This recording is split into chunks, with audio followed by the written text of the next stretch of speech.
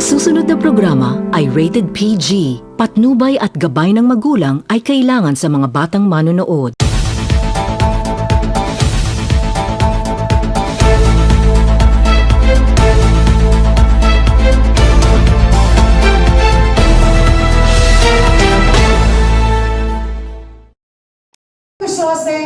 May 30 or early of June, so that if there are some mistakes, I will always go back to you. Ako pa naman sa'yo, lagi na. Hindi lagiin na, kay ganito. Daw, pwede na kung ako pasagdan, pero sakit sa akong dugan ba? Pwede pa mong takumatabang. So, takumatabang na lang ta, kaya I don't want it to be prosecuted. And mubalik kung gihapon sa amo ang pag-implement sa inyong mga penalties, ikaw rin mamuli. Kami pwede impose ng muli ang decision sa COMELEC. So, and all these reports are encoded. They should be encoded. So you need, that's why I told you earlier, you need a staff which is legal, a techie, and nasa accountancy.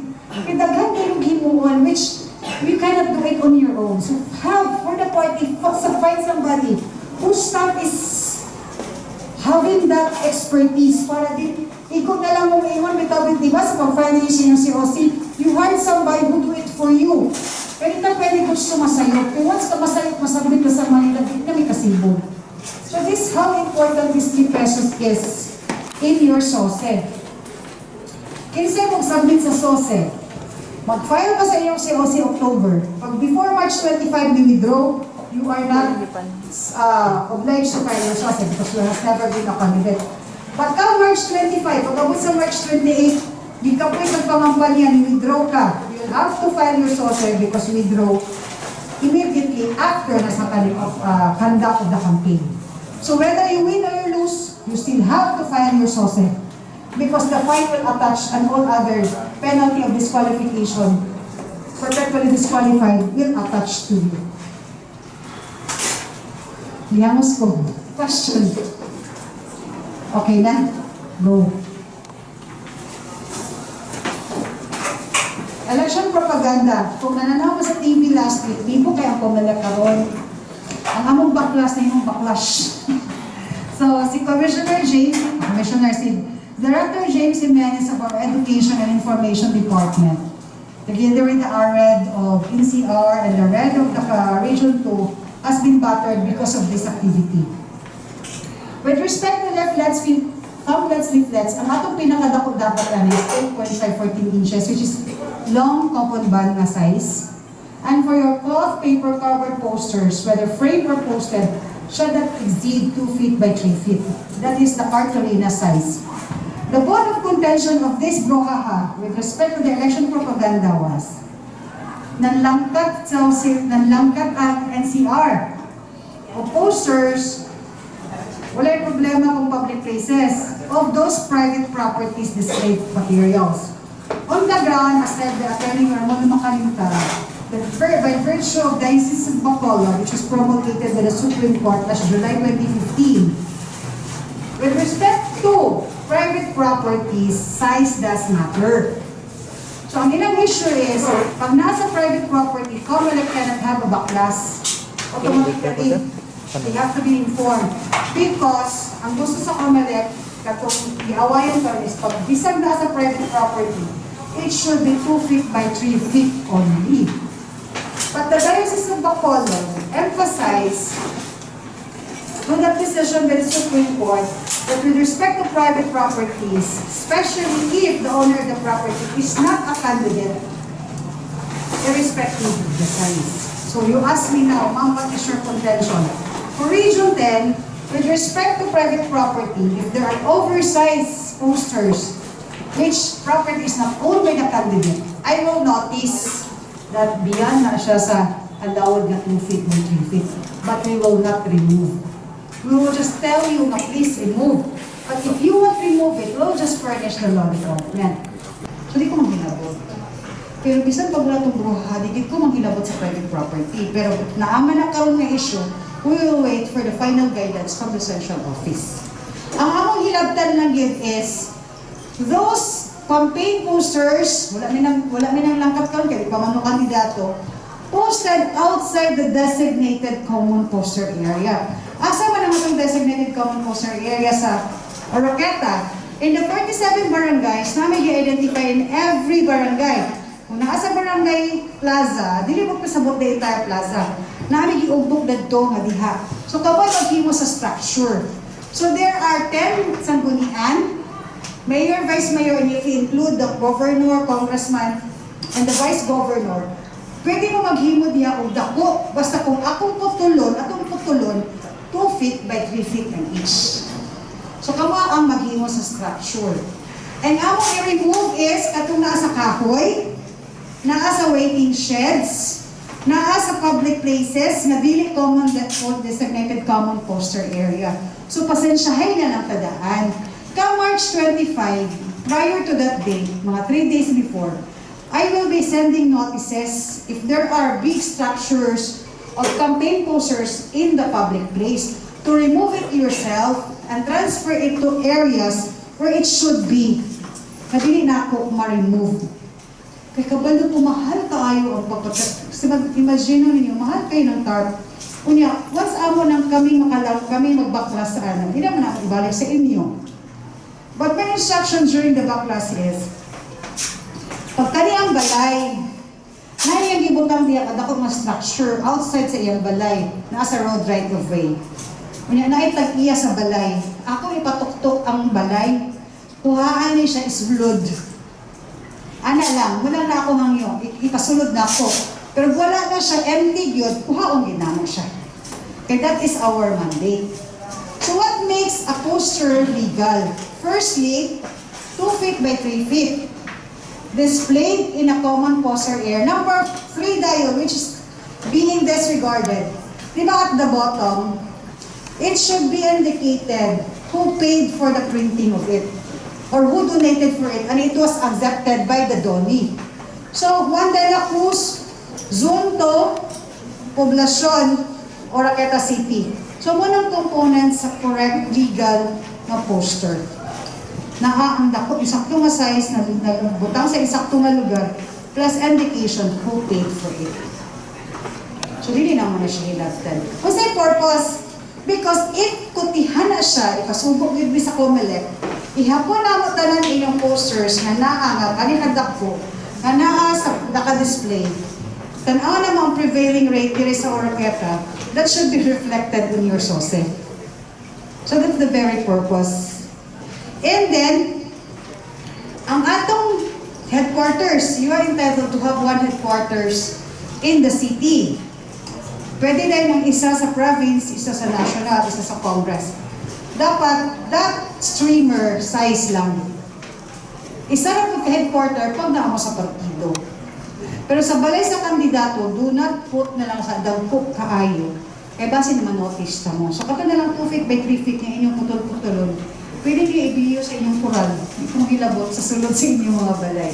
But for your friends and your supporters, they may put it inside their houses or inside their corral. So ang akong hangyo, amiguan na ang tanan na nakatubangan sa merkado, tubangan sa highway, amiguhan na ang inyong kontra para libre nga makabutang mo dito. Kaya once nasa private property, definitely I won't allow the backlash. So wala na akong hangyo, kaya mo man yung issue karon. But 5 days for your scheduled rally in every barangay, you are entitled to display streamer sizes campaign posters. That is 5 days before the scheduled rally. But to be removed immediately 24 hours after the rally. So why do I need to know your schedule? Because of that 5 days before na allowed na mo. Kaya basta na mo reklamo sa opisina, ma'am, dagko kayo na naka-display ng poster, campaign poster sa plaza. When in fact, 5 days dito siya, before that, pwede na sila mag-rally. Which based on my experience, wala kayo na ninyo take advantage. Ang nakahadlukan ni kawaton mo niya. So kung taas na kayo 5 days, 3 days before, but you are allowed to display it 5 days before the scheduled rally. So, kani siya ng mga free ng mga dapat na hitabo, wala na take advantage. Nawa siguro gid na basahan bang allowed siya. Because we need to know your schedule already. para malabanan tamong ay naamang ko na dawatan nang ayaw mo sila permit na mag-rally sila on that particular place on this very day. So, that's it. Daghan man itag mahimo, nga dili ta kinahanglan dako og gasto. So ayaw na lang kasi indiscriminate displaying and posting of posters beyond the sizes allowed with the commission. Dili na kayo kumodwell sa internet, kay mura dili kayo siya applicable dire, di ba sir? Kinana baka paspas ang internet dire nga mabasahan na tanan sa iyo mga. Bisan man po kay daghan ko friends, pwede man po magsige mo post sa inyong Facebook, dili pa na utante din yung friends dire. So dili kaya pa nimo ma-deliver sa gusto ninyo nga audience. So man kay kung gadwell sa campaigning through the internet. Kaya dili pa man taan ang age, basin mga 3 elections from now. Muna na siguro atong away. But today, one-on-one pagyudta. Face-to-face, pag ang klase sa atong campaigning. So, 3 feet by 5 feet. Ang kanang inyong designation sa inyong headquarter, you must inform the office asa ang headquarter sa inyong partido. And you are allowed to display the streamer size on your headquarters 5 days before March 25. So ma'am, streamer size naman ka ang allowed sa headquarters.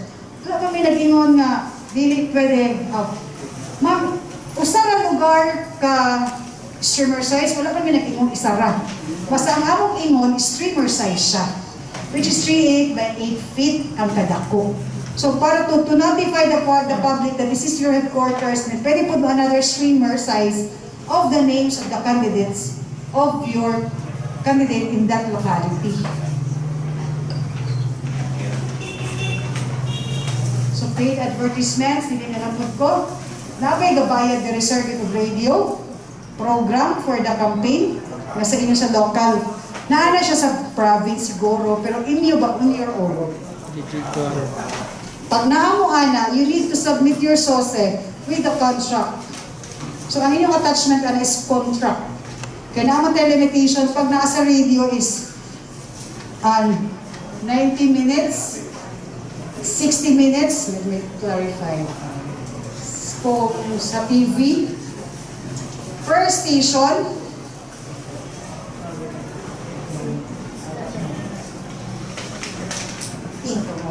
hindi ko sure sa 120 or 90. Sige lang, basta kailangan na siya. Ang sure na po ang 60 minutes sa TV. So, kontrata lang ang gipangayo. With respect to internet and other mobile na mga social media na mga advertisement, ang ako lang hangyo is, let us not forget our humanity. Let us maintain the respect and dignity of everybody. Kaya ang issue magod karon sa social media is and discriminate ang pag-post o pagpandaot.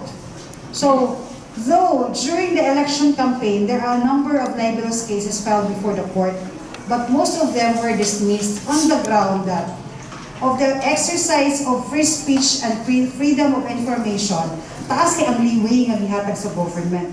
So, di lang ta magbantay karon sa cyber libel o libelous statement. Kaya hindi man po tungod kay nangampanya ta, doon natin unbridled license to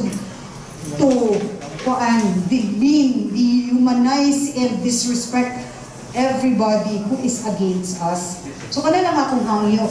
Though we are now in the conduct of the campaign, though how heated the argument is, let us always remember that we are all humans. We all have our own dignity. So we have to conduct our campaign with utmost respect of that humanity. Pareha naman po mamatay, pareha naman taglay kalag, kung tagkalag. So, in-maintain na nato. Election is one day. Relationship is a lifetime. Ang naitabo karon is pag ginita pareha gilabanan, gi-block na ko nimo, gi-unfriend na ko, murag hala, unsay naitabo. Murag mag-revolutionize ang atong mga relationship. When in fact, kung leaders ta, we should be the leaders who shows respect, who shows maintain and respect the humanity of everyone. But karon murag noon sa may tabo sa kalibutan, o na may batasan sa uban. So, Nasobrahan nag-exercise ang atong freedom of expression ba? To the point na itumbanan po nato ang atong kaugalingon ng mga prinsipyo o morals na i-maintain. Kay, biyad na ni sa akong discussion, but for me to be in politics is the noblest of profession. Because kung tanaw na to, kung tininuod gid na serbisyo, ang monetary nga ma-earn is way beyond sa imong kaihatag. Pagkatao sa bata, nangayo o pagpanganak. Pagbunyag, yung maninoy, yung pangayuan. Wala pagari, pagkasal pa lang, isa kasakong bugas, imo ang truck. Imo ang gasolina. Kung usay nahitabo, imo ang lumon. Tanan ba, from womb to tomb. Mukaon ka na lang, nananuktok, mga kape. So kung inana atong pananawan yan, you really are leaders. Because let us remember that in the exercise of our democracy, tuwing siya, there are leaders there are individuals who submitted their application to the people that I wanted to be your leader. And the real owner of that authority is the general public, the voting population. So we owe it to them. And that's the greatest gift given to us by God and our Constitution, because Filipinos are in a democratic and republican state.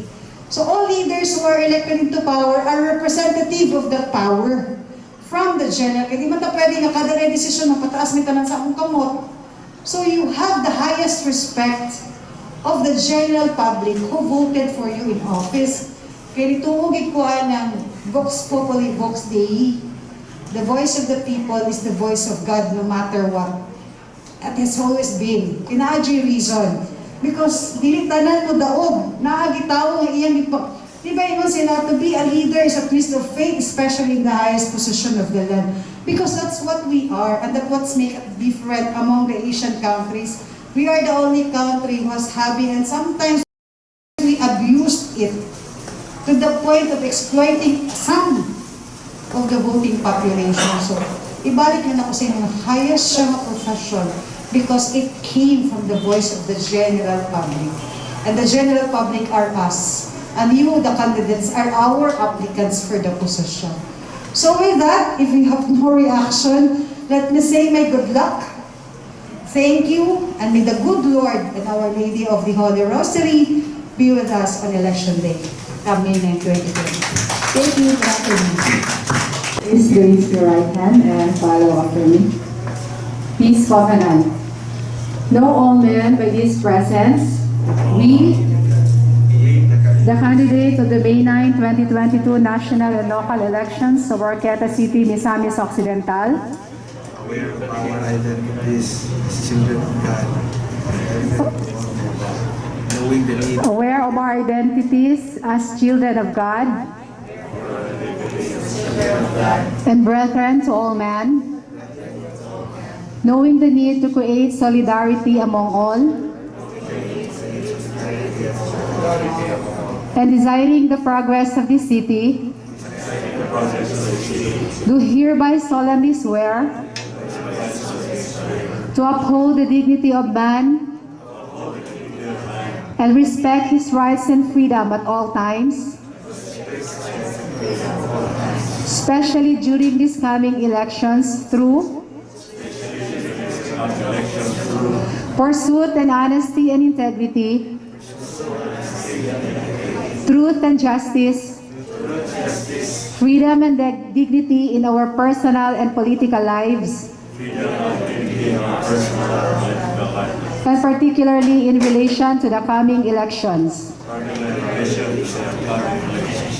Exemplification of honorable behavior and traits worthy of the offices we aspire for, and demonstrate sincere intent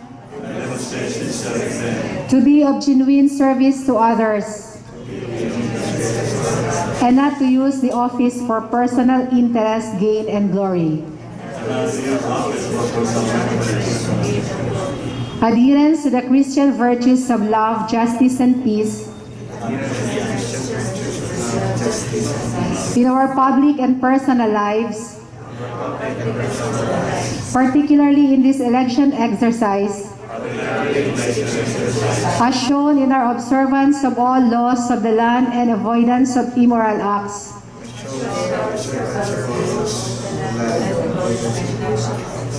Illegal campaign or election tactics, such as the use of any form of terrorism, force of violation, intimidation, coercion, or any form of fraudulent devices. Commitment to the eradication of political and social ills and evil political practices, the protection and wise utilization of the environment, and improvement of the quality of life of the masses, and ensuring clean, honest, accurate, meaningful, and peaceful elections so that justice and freedom may reign, not only in our locality during this political exercise, but in the whole country at all times. For this purpose, we agree to adhere and cooperate to the intentions and purposes of this covenant in ensuring safe and hereby pledged that each and every one of us shall focus on our campaign on ideas and platform of government, to refrain from attacking the personal lives of our fellow candidates during the campaign, to avoid any resort to violence and the employment of any armed group during the duration of the election period, especially during the campaign period,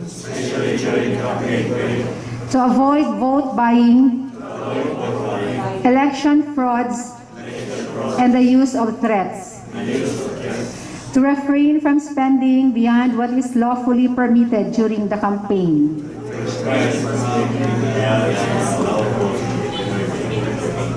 to be held accountable for the actions of our respective election campaign leaders and supporters, to follow and strictly observe the provision of the COMELEC issuances and laws regarding the elections,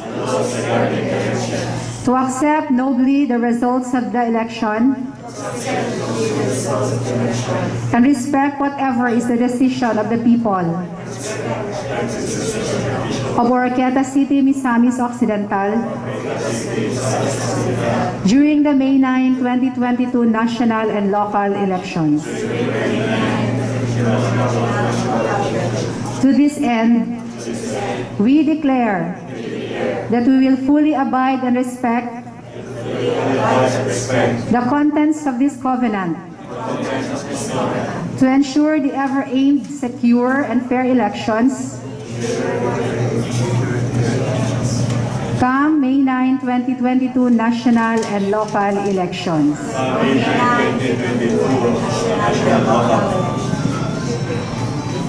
Okay, you may rest your hand for a while. So, ano yung pledge? As a political party candidate seeking office, we recognize and acknowledge that the leadership we aspire to create the legal and moral obligation to hold ourselves to a higher standard of integrity. That by asking the Filipino voters to favor us with their mandate we accept the corresponding burden of ensuring that we are fully worthy of the public trust, that we will not aid or tolerate those who seek to undermine our elections and our democracy in any way. In all things, we shall abide by the laws and the Constitution of the Republic of the Philippines, respecting the sanctity of elections, and rejecting without any reservation the use of violence, force, or threats to influence the outcome of elections. We categorically declare that our campaign shall fully respect the will of the electorate and not seek to unduly influence them by offering money, influence, or other things of value in exchange for votes. Neither shall we attempt to mislead or misinform the public through the use of falsified, fabricated, manipulated, or stolen information. We shall avoid the dissemination of altered and manipulated media that impersonate other candidates, including deep fake videos. We commit to make transparent the use of any coordinated network activity to disseminate messages. Avoid using such networks to attack opponents and other electoral stakeholders, or to coordinate third parties, proxies, or fake accounts to undertake these actions. We shall take active steps to maintain good cyber hygiene, such as regular cybersecurity checks and password protection, and train campaign staff in media literacy and risk awareness in order to recognize and prevent attacks. And we shall ensure transparency in sources of campaign financing, including online political advertising purchases, in an effort to maximize public trust in the electoral process. And in this era of pandemic, we shall be constantly mindful of the public health risks associated with political campaigning, and shall religiously adhere to the minimum health and safety protocols, as well as all other applicable guidelines issued by the appropriate health authorities and the Commission on Elections, and joining all to vote Save Filipinas. All this, we commit and subscribe to freely and voluntarily, with no purpose of evasion, full accountable to the Filipino people as our witnesses. In witness whereof, we have here on the set our hands this 23rd day of February 2022 at Oroquieta City, Misamis Occidental.